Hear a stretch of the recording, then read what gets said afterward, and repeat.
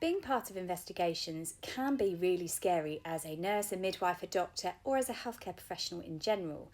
But how are they looked at in the NHS? Now, within this, I'm going to use one of my own errors that I have made within my career, a medications error, and I'm going to tell you how it was very different when I qualified to what it is now in how they look at investigations. Why am I telling you this? Well, it helps to reassure any newly qualified midwives, nurses, doctors about how the process is taken these days, so that we have honesty and transparency when things don't go quite so well, to be able to talk through those processes, but also to provide some reassurance to those who come into healthcare services, how things are looked at when things don't go quite so well. And it is this change that has been one of the most significant changes I have experienced myself in my career, from where it used to just blame the individual, but now it's looking at the system as a whole, because when we learn as a system as a whole, we can start finding the root cause analysis, so the reason why, and often there's a multitude of reasons why. It's often the Swiss cheese model that is used in the human factors training aspect. And then we can actually start addressing all of those different systematic issues to reduce the chance of it occurring again in the future. And in telling you this, it is just opening up that we are imperfect humans working in imperfect systems, and we do sometimes make mistakes. It's about what we do after the mistake has happened, how we apologise, how we do that duty of candour, and how we learn as a system and help to reduce other people from making that same mistake. And it is in that learning, especially if you address those root causes, that actually improves safety for everybody entering the doors within healthcare systems across the world. So I'm going to give you a brief overview of the medication error that I personally made as a midwife. And then what I'm going to do is actually unpick how it would be looked at if the same mistake happened again today. So I was doing my drug round and I had checked the name, the date of birth, the prescription that was in the drug chart itself, checked the hospital number, checked for allergies, as you should do as standard. And I administered this blood thinning injection and taught them how to do it, because that's my normal practice, because I know that women and people will be going home with blood thinning injections to reduce the chance of blood clots happening. So I administered this, and as I was talking through and had given this and taught them how to do it, they said, "So am I going home on this twice a day then?" Now my heart sank at that point, because I was like, oh no, she shouldn't have had 2 doses. Where has the second dose come from? I've looked after this person all day. I've definitely not given her one before. And then looked thoroughly at the drug chart, and somewhere on the front of the notes, there had been a dose given much earlier than my shift. So what I did is I apologised. It was my mistake, my error. I said sorry. I then went and got a doctor to come and review, because there is a medication error that now needs a review. Do I need to do anything different? Do I need to do anything else? And then I did something called an incident report form. So what I did is I said that I've made a drug error, this is what happens, this is what was the follow-up, and this is how it's graded. And it's either no harm, near miss, for example. It could be low harm, it could be moderate harm, or it could be severe catastrophic. And at the time, I took absolute full responsibility. That is my registration, that is my mistake, I made that error. And at the time, we used to have an annual supervision of midwives. And so what I did is, after that mistake, is I wrote a long reflection, went back to all my medications, reports, guidelines as an NMC registrant. I wrote a very long reflective piece that was then taken forward at my supervision of midwives on an annual basis. It's a little similar to your reflective accounts as an NMC registrant nowadays.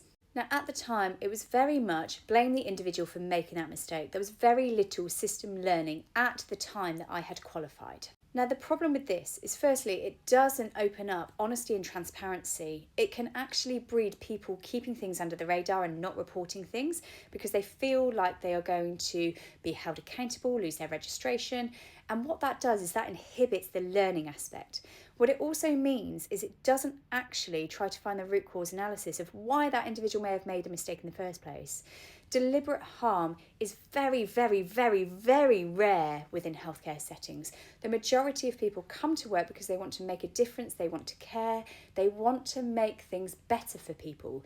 Very, very, very, very few people come in to deliberately harm people. And so what we've got to ask is, why do mistakes happen with people who genuinely want to make a difference, who genuinely want to care? And that's because there's often a myriad of different systems in place that have led and contributed to that outcome, otherwise known as the Swiss cheese effect.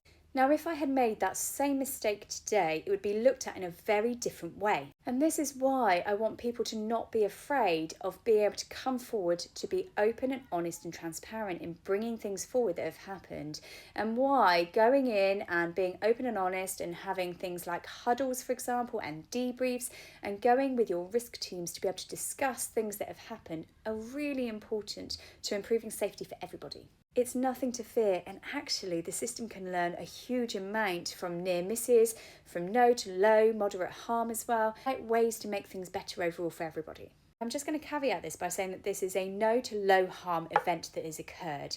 Now, the same principles are used to more severe catastrophic outcomes. However, there are often other systems that come into play at that stage in terms of investigation management. I'm focusing on the low to no harm because there was really low harm in this case. Thankfully, all was fine. So there's something called the SEEPS model, which you can easily and freely search for. And the SEEPS model looks at all the different aspects that contributed to that person making that mistake, that error, overlooking whatever it was, and that then leading to some sort of outcome. The SEEPS model looks at the individual person and their human factors, the tools and technology that is in use, the internal and external environment, and the organisational aspects.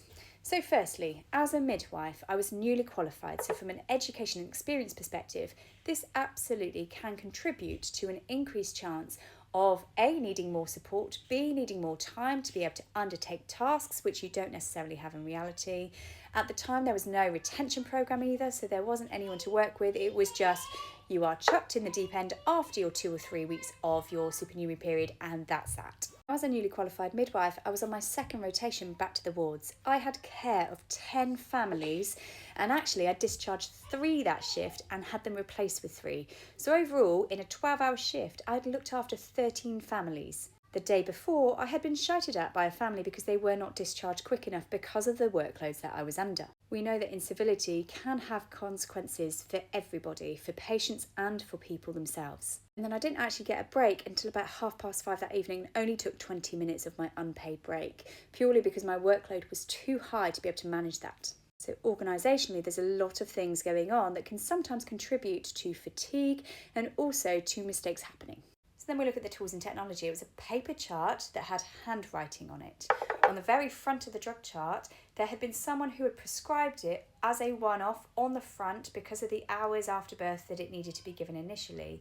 But the person who had originally written the regular medication had put a certain time on the regular medication page.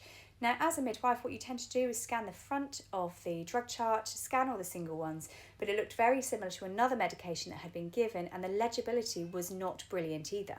Now, whilst digital infrastructure isn't always perfect, firstly, it will be legible, what you can actually read. And the second thing is if you've recorded that you've given something, it actually stops someone because it comes up with warning messages for someone else giving that medication too soon if it's already been given. Organisationally, I was also on a row of 3 long days, which also contributes to fatigue and tiredness. And in hindsight, I should have split up my shifts more frequently. From another perspective, from tools and also tasks, as someone who's doing a medications round, you should wear a tabard saying please do not disturb. At the time that this was just not standard practice, this wasn't the case. But it meant that as I was doing the drugs and medication round, people would ask me for like infant feeding support. They would ask when they're going home. They would ask me other questions when I needed to be task focused and be able to do the medications as safely as possible for each individual person. The more interruptions you have, the more likely the mistakes are likely to happen. Now, what went well is I was signed off as competent to give medication, so from an educational perspective, it wasn't an educational aspect in this case, but it's something else that's factored in when looking at investigations. It's also looking at the policies and guidelines, and there were plenty of policies and guidelines going through how you check medications, how you check the wristband, how you make sure that you've got the right patient, the right medication, etc. as well.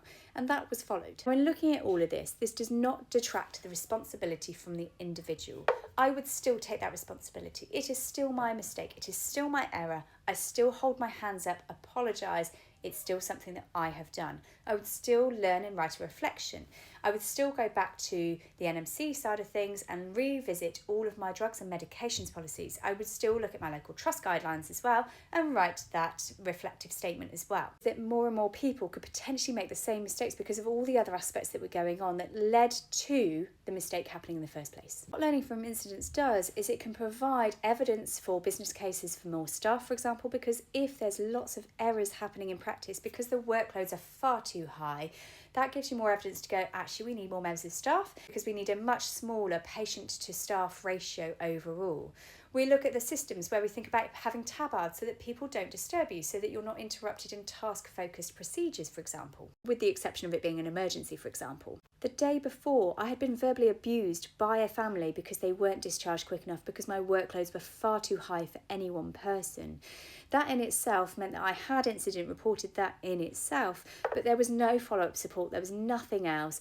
It was just one of those things. From a psychological aspect, that's not a great work environment to have worked in following verbal abuse either. The stress you feel and the fact that I knew that there was going to be a complaint after it because I couldn't get them discharged the moment that they wanted to be discharged amongst all my other 10 women and families, it was really, really stressful. Tools and technology, are there safer systems to be able to administer medications? You know, are there electronic systems that then have warnings and flag up that someone has had that medication before? Or if they're being re-prescribed something after someone has already prescribed it, they will flag up, is this a change to the medication? Do we need to remove the dose? Do we need to change the time, for example? So that whoever has prescribed it is unable to make the error where there is a duplication of medication somewhere along the lines, and then putting all the onus on the person who's administering it to 100% know that that person hasn't had it before. Also removes the aspect of error that can sometimes happen if things are ineligible or not completely clear as well. So think about the communication for that individual as well. After that event, what I learned to do is start asking people, have you had this before? Do you know what it is? Do you know what the risks, benefits and side effects are? It takes a bit longer, which when you are really busy with 10 to 12 families at a time in a shift is incredibly challenging. But from that perspective, it's enabled much more trust between myself but also the families, and that was a big learning thing as a newly qualified midwife, is to start asking, have you had this before? Do you know what it is? I've given some time to go, yes, actually I had this yesterday. Yep, I know what it is. Yes, I know what the risks and benefits are. I know why I'm being prescribed this. And what this also does is empowers that individual as well to know what they are taking, when they are taking it, and why they are taking it too. Also from an organisational perspective, if you are having lots of instances in one area, it helps you to provide business cases for what the pressures really are. We can all say that we're understaffed, we're overworked, we've got too high a workload going on. But when you start factoring in things like acuity apps, acuity tools, for example, you can really see on paper that there aren't enough care hours to meet the care needs of individuals and families, for example. And when you have things that are reported as near misses, for example, low to moderate harm, not only is it helping the system learn, but it's also providing evidence for managers, for senior leaders to be able to put business cases forward to start looking at what is a safe number of patients for a midwife to look after. Can we reduce harm by lowering the amount of pressure and workload on people so they can stop and think and have time with patients far more clearly too? All of this places the onus on the system for learning alongside the individual, and it means that we are not scapegoating individuals. We are learning all together. The individual still takes that responsibility. They are still the one that has individual learning to take forward overall.